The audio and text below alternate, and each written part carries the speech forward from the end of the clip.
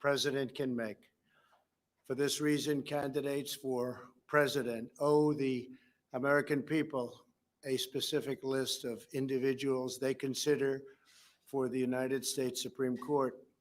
4 years ago, I announced my first list of highly qualified candidates and promised to fill Justice Scalia's vacant seat from among those names. And just days after my inauguration, I kept that promise when I nominated Judge Neil Gorsuch. And as you know, he has been very spectacular.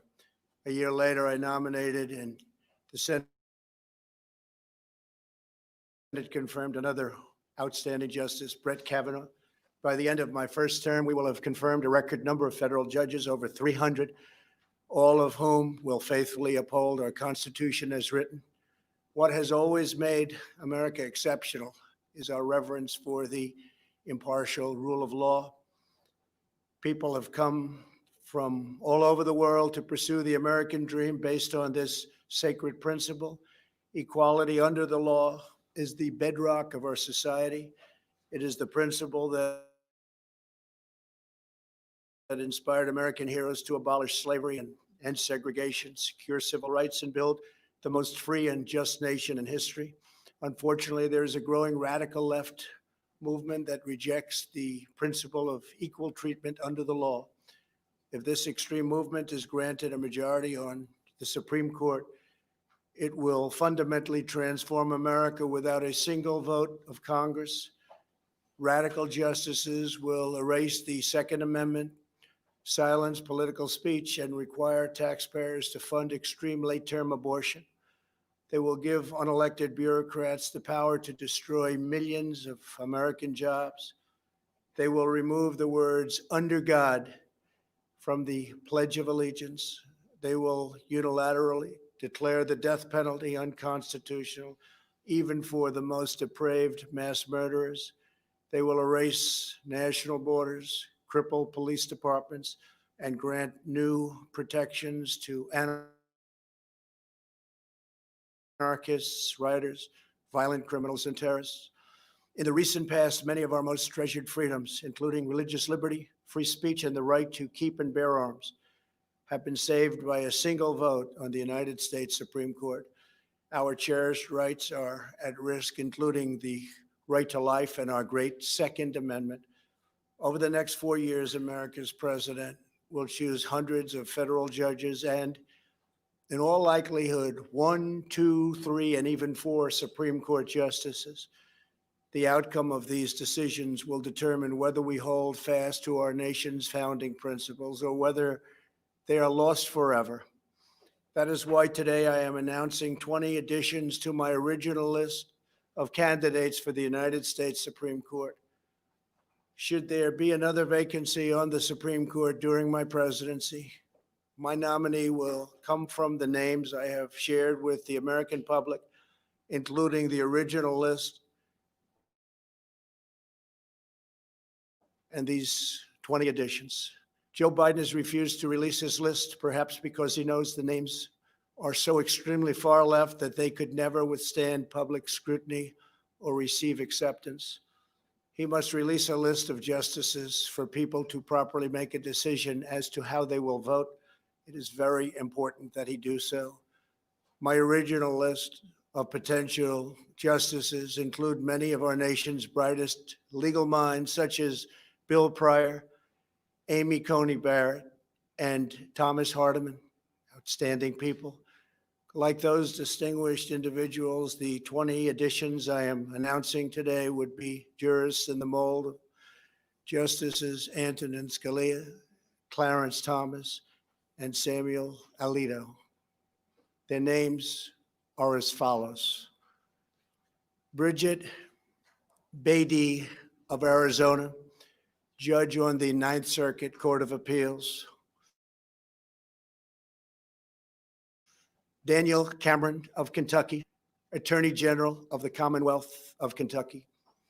Paul Clement of Virginia, former Solicitor General of the United States. Senator Tom Cotton of Arkansas. Senator Ted Cruz of Texas, Stuart Kyle Duncan of Louisiana, judge on the Fifth Circuit Court of Appeals, Stephen Engel of the District of Columbia, Assistant Attorney General for the Office of Legal Counsel at the Department of Justice, Noel Francisco, former Solicitor General of the United States, Senator Josh Hawley of Missouri, James Ho of Texas, judge on the Fifth Circuit Court of Appeals, Gregory Katt'z of Virginia, judge on the District of Columbia Circuit Court of Appeals, Barbara Lugoa of Florida, judge on the 11th Circuit Court of Appeals, Christopher Landau of Maryland, United States Ambassador to Mexico, Carlos Muniz of Florida, Justice on the Supreme Court of Florida, Martha Packold of Illinois, Judge on the District Court for the Northern District of Illinois, Peter Phipps of Pennsylvania, Judge on the Third Circuit Court of Appeals, Sarah Pitlick of Missouri, Judge on the District Court for the Eastern District of Missouri, Allison Jones Rushing of North Carolina, Judge on the Fourth Circuit Court of Appeals, Kate Todd of Virginia, Deputy Assistant to the President and Deputy Counsel to the President, Lawrence Van Dyke of Nevada, Judge on the Ninth Circuit Court of Appeals. Every one of these individuals will ensure equal justice, equal treatment, and equal rights for citizens of every race, color, religion, and creed. Together, we will defend our righteous heritage and preserve our magnificent American way of life. Thank you. God bless America. Thank you very much. Thank you. Does anybody have any questions on the judges? Please. Anybody on the judges? Excuse me. Any questions? They're outstanding people, very important decision. Very important that Joe Biden put up potential nominees. I think it's a very important thing for our country that he do that. Okay, please go ahead. Do you have a question? Question? Can you address the concerns from the Woodward book in regards to whether did you mislead the public by saying that you downplayed the coronavirus and that you repeatedly did that in order to reduce panic? Did you mislead the public? Well, I think if you said in order to reduce panic, perhaps that's so. The fact is, I'm a cheerleader for this country. I love our country. And I don't want people to be frightened. I don't want to create panic, as you say. And certainly, I'm not going to drive this country or frenzy. We want to show confidence. We want to show strength. We want to show strength as a nation. And that's what I've done. And we've done very well. We've done well from any standard. You look at our numbers compared to other countries, other parts of the world.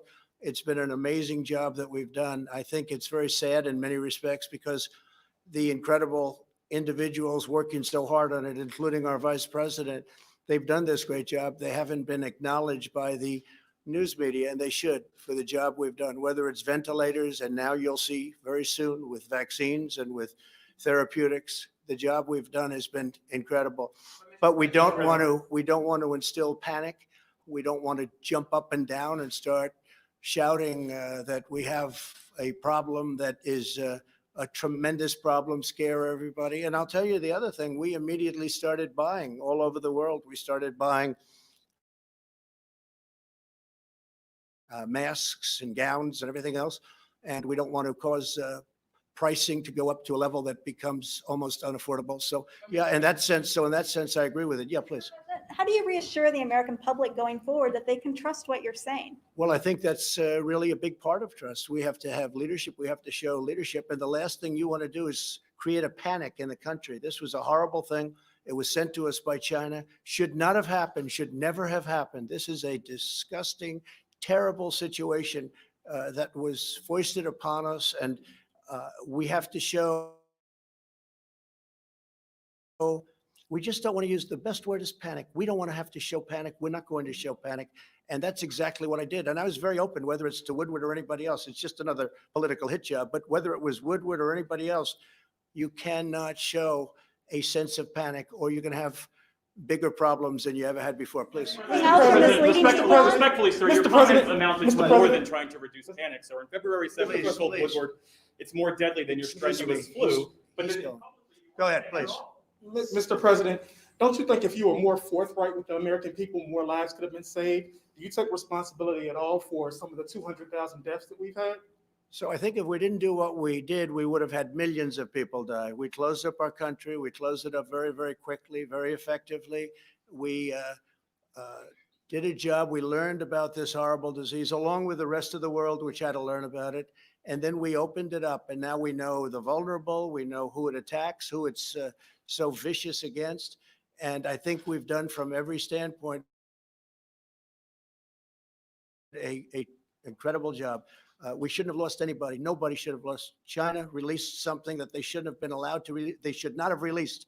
It came out of China. It went to Europe. It went all over the world. Should have never happened. They could have stopped it. They stopped it from going into the remainder of China. It started in Wuhan, and they stopped it. But they didn't stop it from coming to our country. Now, we had to show calm. We had to show, if it was up to you or whoever, I have no idea what he said in the book. And again, it's a book that I gave him some quotes, and frankly, we'll see how the book turned out. I have no idea. You're asking me questions for the first time. But again, the last thing we can show